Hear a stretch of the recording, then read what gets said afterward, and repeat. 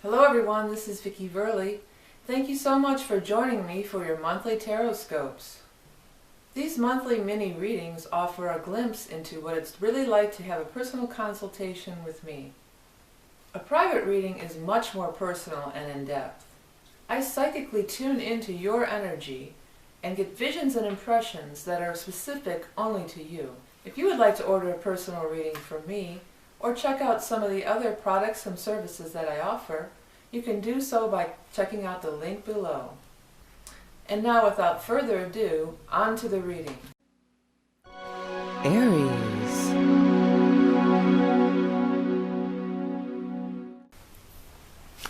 Hello Aries, and welcome to your May 2014 Tarot Scope and Mini Astrology reading. This is vickieverlie, the Rock and Roll Prophetess, and look at there, the cards are flying right out already. So let's just get right into the reading. I'm going to start to do my loose shuffle, and we're going to see what falls out of the deck on the loose shuffle. Need a few more cards here, universe. Oh, okay. And I'm going to need at least one or two more cards here. Well, let's have something that's not a court card, please. Okay, there we go. Seems like we were getting all these court cards one after another. Okay, I'm going to lay these out a little neater, and hopefully everybody can see. I know that sometimes there's some glare, but I mean, I have to have light in the room. There's not a whole lot I can do about it. But I will tell you what all the cards are. Oh, well, the card that flew out of the deck in the very beginning was Sun in Reverse. Sun in Reverse is a card of feeling a little drained, feeling a little... your life force, your prana, your chi is being drained out. Also, it's a card of possibly not really being able to express yourself, where you feel like you're not expressing yourself to your fullest. These court cards were falling out, and it's interesting that the court cards that fell out were the Knight and King of Rods in reverse. Now, whenever a Knight and a King show up in the same suit of the same in the same spread like that, to me that always refers to long-term events. It's a person, and it's how they are at one point and then how they are later. So this could be how they've been in the past and how they still are now. Because they're both in the same way, the direction. Like, for instance, if they were both upright, sometimes that can be a really wonderful thing. Like, somebody cool comes along, and then this is whatever, 10, 20 years later, and they're still really cool and really great. So, but there's some negativity attached when it's in reverse. So it's saying that there's something negative about this person when you meet them. And when it shows, unfortunately, when it shows like this, Knight and King in reverse, it's saying they're not going to change. That's basically what it's telling us. Now, it is normally... You know, fire, rods represents fire, which you are, Leo, Aries, or Sag. So it could even be you. It could even be you having strong negative opinions or being really against something, and then there's nothing that's ever going to change. I really don't, well, in any case, it's draining. So if this is you, and you're having really anger or a lot of negative feelings, it might be that old saying about drinking the poison and expecting someone else to keel over. But I really feel like this is another individual. I feel like this is somebody else that you're dealing with. And again, in these general readings, I won't swear that it's a male in normal circumstances. It would be a male. This could be a man, a fire sign, negative and still negative.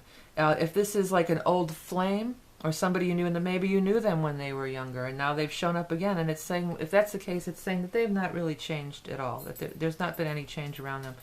Sun in reverse, inhibiting you from growing, inhibiting you from shining, inhibiting you from being your best self, using all your talents. If this is a creative collaboration, this would not be the correct partner for you. If this is somebody you're just meeting now and you're hoping they're going to change in the future, odds are they're not going to. Because it's fire, it could have been somebody, and next to the sun, sometimes that talks about, let's look at the solar. This could have been someone who came along in the time of Aries, in your sign, near your birth date. Okay? Or this relationship or this project started when the sun was in fire, last in fire. Well, the sun was last in fire in Aries last month. So there's negativity surrounding that. And an inability to change is the biggest message when you get the Knight and King. They're not going to change over time. Queen of Cups is right there too. So we've got all these court cards. So you're going to be, it looks like you're going to be dealing with a lot of people regardless, you know, whatever we're talking about. People everywhere. And the sun, going back to the sun card in your solar chart, it is going into your second house here this month. So there could be financials. Because the ultimate outcome over here, we're looking at financial gains actually for you. So I want to say, if we can want to move forward a little, skip ahead a little here. Ultimately, these stalls and delays aren't going to hurt you in the long run. You're still going to make some financial gains this month, financial improvements. I think it's about new, not going back to the old way. You know, not going back to that old way of taking somebody back, or going back to this old way of doing things. Go a new path. Queen of Cups is very prominent in the spread, and glowing at me in a very positive way. So Queen of Cups can be a water sign, which is Scorpio, Cancer, Pisces. But, you know, it may be referring to, we are having a full moon in Scorpio. So it's on the 15th, or excuse me, the 14th, May 14th. So that could be a very key day for you, as to something good happening, or somebody good coming into your life to help you along this path. Where this person has hindered you, this person could help you. Queen of Cups is also so intuitive, you know. And a lot of times she doesn't listen to all this. She's just gazing into her cup. She's trusting her own intuition. She goes within. So very often the Queen of Cups could be just a message of, shut out all the outside chatter. Shut out all the outside noise. Don't listen to all these people. Do what feels right for you. Spend some time alone. And cups are feelings too. What makes you feel good? Is this path that you're embarking on, is it making you feel good? Because ultimately that's the biggest gauge of anything. Is it make you feel good? If it feels good, do it. Do it if it feels good to you. You know, that's that old song, but it's very much the case. It could be a person outside of yourself. If it is, again, could be water, Scorpio, Cancer, Pisces. Could be coming in near the full moon of the 14th. Also, because she kind of lined up with this Nine of Pentacles, she may be she may have her own business. She may be an investor. You know, she may be somebody, a collaborator that you're going to work with. She may be a realtor, because when I glanced down at this card and I looked at the castle in the back, and when that castle stands out on this card in particular, often that has to do with realtors or real estate. Now, that doesn't necessarily mean that your interaction with her is strictly on a real estate level. She could come in, she's bringing positive energy into her life, into your life, no matter which way you look at it.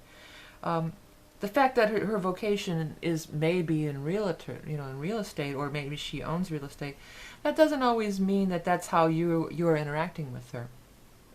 There's a little more over here too, more court cards, and this is a case of a change happening, because you got a Page of Swords and then a Knight of Swords. So that's similar to the Knight and the King. When you get a page and this talks about time going by and people changing over time. And when it falls out this way, when they're upright and then they change to reverse, it can mean, well, when you first meet them, maybe you think, and this is not the Queen of Cups, mind you. This is a different thing over here. So it can mean like, well, when you first meet them, they seem so cool, and it's just such a great thing, and they're so youthful, and it could even be somebody who's younger, or, you know, not a young adult or a teen or somebody.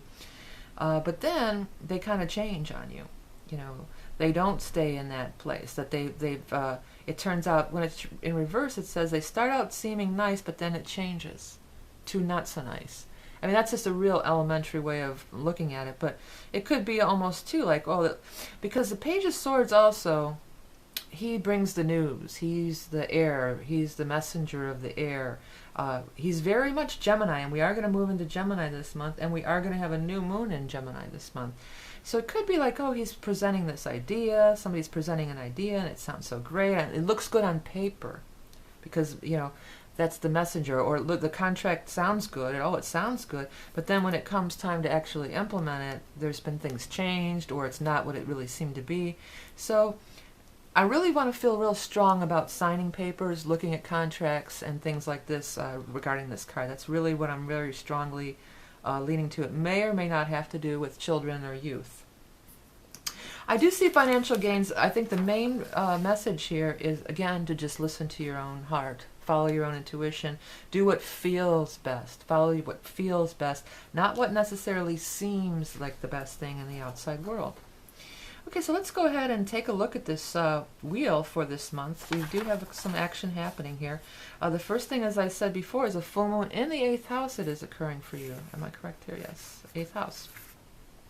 8th house is the card of joint finances. and contracts and taxes and law and and things like this. So this is a time to be a full moon. You may come aware. I would wait till after the full moon. I would actually wait till things get into Gemini, which is going to be, when does the sun change into Gemini? The sun changes into Gemini on the 20th. We should probably make a note on that. Sun moves into Gemini on the 20th. So I would wait till after the 20th before I would really get involved with any kind of legal things, signing of papers, any kind of agreements that you're thinking of entering into. I think after that point it's going to be clearer. Another thing is Mars is going direct on the 19th, and that's your 7th house of partnerships. So I think after the 20th, when the sun's in Gemini, things are going to be flowing a little better for you, and it might turn out to be a little better. Okay, now the new moon is going to be in Gemini, and that is on the 28th of the month, and that is occurring in your 3rd house of communication, contracts, talking, speaking, writing, letters, communicating. So that time frame, if you have anything like this sort of pending or coming up, I would say the time frame between May 20th through the 28th is going to be the best days to do that, and I would prolong anything regarding that for at least till the 20th. Just to sum it all up again, looks like something possibly started when the sun is Aries with a male type of energy, could be a female, but they're not going to change. So if there's been some things said and done and you're a little bit leery of them and you're hoping they'll change, don't hold out for change. If you get a gut feeling that there's something wrong here, you're probably right, and follow that and trust that. I do see financial gains for you. I feel like that Scorpio full moon has something to do with it on the 14th. And I do feel like as long as you stay true to yourself, I see, because the sun is in the 2nd house this month for you. The sun is in Taurus. So that is your 2nd house of money. I should probably put the sun symbol on this wheel too. Here's your sun, 2nd house of money. So focus on money. Things are happening with money. I see that it could turn out really great for you.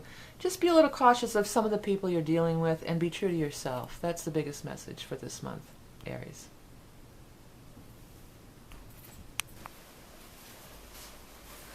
Okay, so that about does it for this month's tarot scopes. Before we go, I wanted to tell you that my book is out. It's called Tarot in the Modern World by vickieverlie, and I drew the picture of me on the cover. It's kind of, cartoonish. And it's me with the sun card in the background. And then, of course, on the back I have the moon card on the background. The paperback is formatted a little better than the Kindle version because I had to do it myself. And it was pretty difficult to format it to fit every platform in the Kindle. But what it is, I go through and I do each card. And I have a description, a little poem that helps you memorize. And then I, these are my interpretations that I've developed over the years. So many of you I know do watch these videos in learning tarot. So if you're trying to learn tarot from me, I decided this would be the best way to do it. It's 189 pages long. It's not, it's not a very long book, or 186 pages long. I do a little bit of an introduction in the beginning, a couple pages about laying out the cards, and then it just goes through card by card with my little poems there. Maybe geared more towards the beginner tarot reader, but I think even people who are seasoned readers may get some benefit out of it. Very reasonably priced. The paperback is listed for $11, but I believe that they've been selling it on Amazon for somewhere like $9 and something.